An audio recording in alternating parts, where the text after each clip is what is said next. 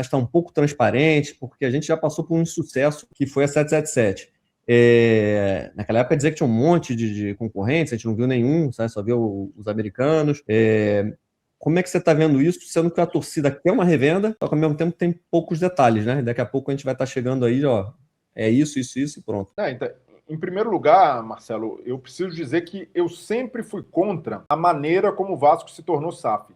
E o que eu tomei de pancada de torcedores vascaínos e de gente até de dentro do clube na época em que eu dizia isso, foi brincadeira. Tá jogando contra o Vasco, não quero o Vasco grande. E, cara, os questionamentos que eu fazia eram básicos de um clube que vai vender suas ações, que vai deixar de ser dono do seu próprio destino. Transparência, concorrência, porque num processo de se tornar SAF, o básico é isso. Você quer vender o clube? Você precisa botar mais gente na mesa para ter a melhor proposta possível. E do nada, o Vasco surgiu com a 777, a gestão do Salgado chegou, ninguém conhecia a 777, e quando eu parei para fazer as primeiras apurações, o que tinha de indício ali era muito pouca coisa para dizer, essa empresa é confiável, e aí os caras levantaram a mão na época, não, mas a gente contratou auditorias. PNG, né? E aí a mesma auditoria das americanas, né, que está falida agora. Então, muita gente... E ganha a comissão de fazer essa auditoria se a venda for aprovada, né? Exatamente. Isso é um conflito de interesse bizarro, né?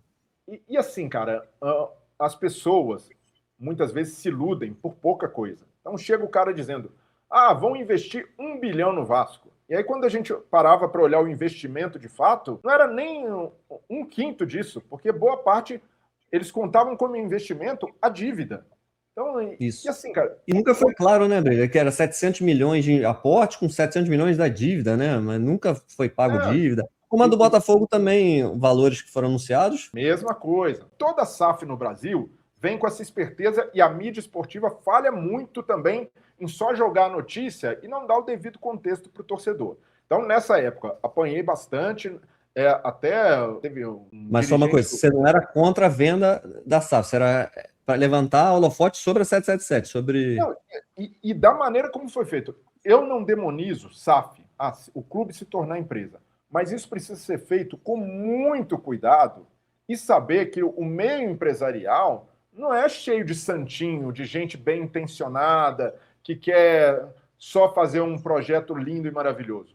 Tem esperteza, muita politicagem, então o clube não fica longe. O pessoal hoje do Vasco não tem nenhuma saudade do associativo pela política, né? Aquelas eleições conturbadas. Mas, cara, o clube não se livra disso, porque tem muita coisa envolvida no meio empresarial. Então, a gente não pode ser ingênuo de achar que uma venda resolve todos os problemas. E a gente está percebendo isso agora no futebol brasileiro. Não tem uma SAF no Brasil que dá para você dizer, não, esse modelo aqui é bem sucedido. Porque o modelo é muito recente. Maior do Bahia, né, Breira? Parece que tem um conceito assim, parece que vai ter mais longo prazo. No conceito, no papel é bom, mas a gente precisa ver mais. A amostragem é muito pequena ainda. Quando a gente olha para o futebol associativo, a gente consegue dizer, olha, futebol associativo tem muitos podres na história do futebol brasileiro, tem muita sacanagem, tem muita roubalheira, porque a gente tem décadas desse modelo que acabou se mostrando desgastado. Agora, de SAF, cara, o modelo é de 2020, da virada de 21 para 22, então não tem nem 5 anos. Então é tudo muito recente e o Vasco embarcou nessa. E o mais curioso, né?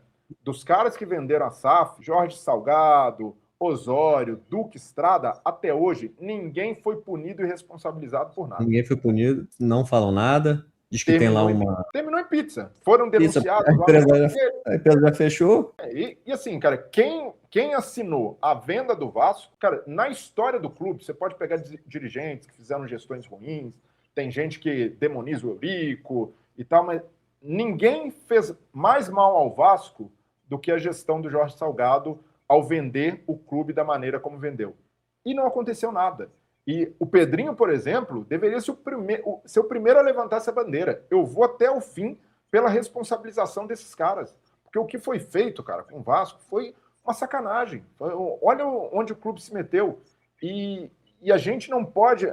aquela coisa do país sem memória, país sem história. Isso vale para clube de futebol. Porque se o clube não olhar para trás com esse viés, essas mesmas pessoas no futuro podem contribuir para algo ainda pior. Então eu vejo que o primeiro erro está aí.